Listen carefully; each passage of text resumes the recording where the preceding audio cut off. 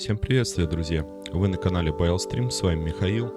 В данном видео речь пойдет про самый лучший лук, по моему мнению, в игре Horizon Zero Dawn Complete Edition, а именно DLC Frozen Wilds. Расскажу, как получить на ранней стадии данный лук, небольшое сравнение, парочку советов. Всем приятного просмотра и хорошего вам дня!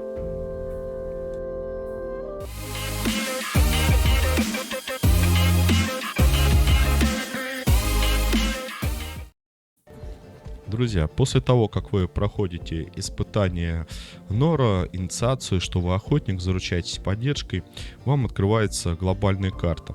По выходу из деревни у вас по сюжету доступно будет обуздать верховое животное, либо направиться пешком в ту самую территорию Банук, а именно DLC Frozen Wilds, где находится тот самый торговец, который торгует амуницией Банук.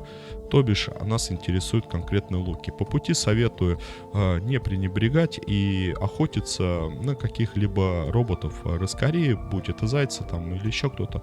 В общем-то, вам это потом пригодится. Так, друзья, у торговца, как вы видите, 3 лука. Лук защитника, пробивной лук и ударный лук. Нас интересует именно пробивной лук Банук, который стоит 14 самоцветов. Где найти самоцветы? Самоцветы разбросаны на территории DLC Frozen Wilds, на территории Банук. Получить их, скажем так, не так тяжело на самом деле. Выполняйте квесты, это вас приблизит к покупке данного лука. Можете также отталкиваться от карты, нажав на паузу, и собрать собственноручно эти самоцветы.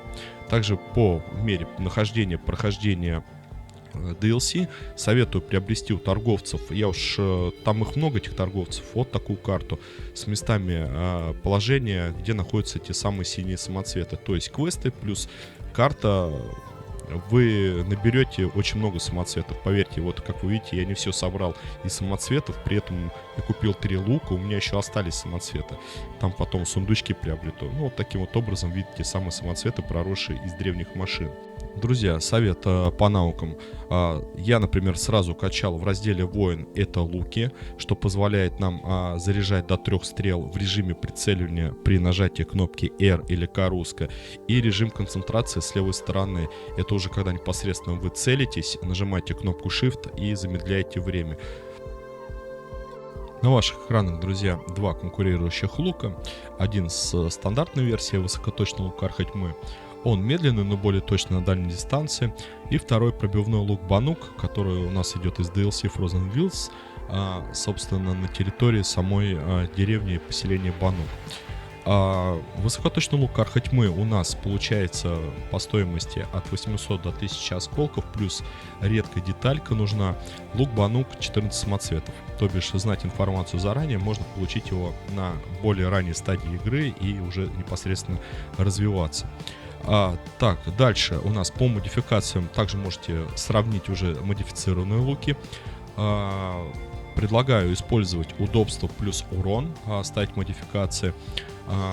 Также вносил я урона, играя на предпоследнем уровне сложности с лука Банука, около что-то 2000 с копейками. Да, то бишь уровень сложности у вас влияет непосредственно только на ваш урон.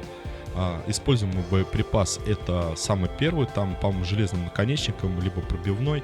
Урон это урон, удобство мы, если ставим, дает быстрее натяжку тетивы плюс точность.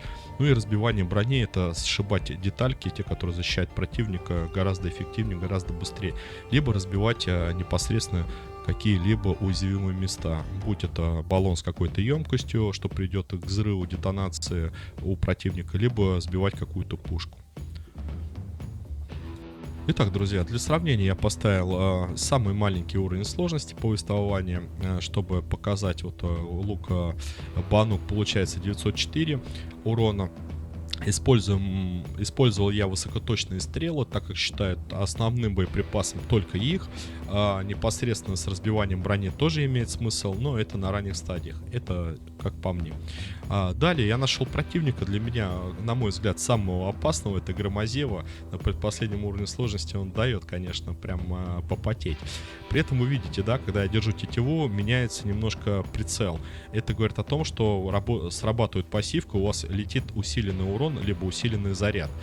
Да, дальше также я протестирую лук Карха Тьмы по тому же Громозеву с теми же модификациями, но урона там будет что-то 540 или 560. Но смысл Карха Тьмы натягивать и удерживать там по 3 стрелы, я честно скажу, я не увидел в этом смысла. Потому что лук Банука, если ты при усилении уже от 3 стрел впускаешь, то там урон летит колоссальный. А здесь я думаю, что надо брать скорость. Возможно, изменить модификации на удобство. Но опять же, мы, возможно, потеряем в уроне. Вот такой вот получился обзор, вот такой вот получился мини-гайдик, скажем так. Если вам понравился, оценивайте, фолловьтесь. Надеюсь, пройдем в скором времени 5000 фолловеров, отметку на YouTube. Ну а вам хочу пожелать здоровья, добра и хорошего дня.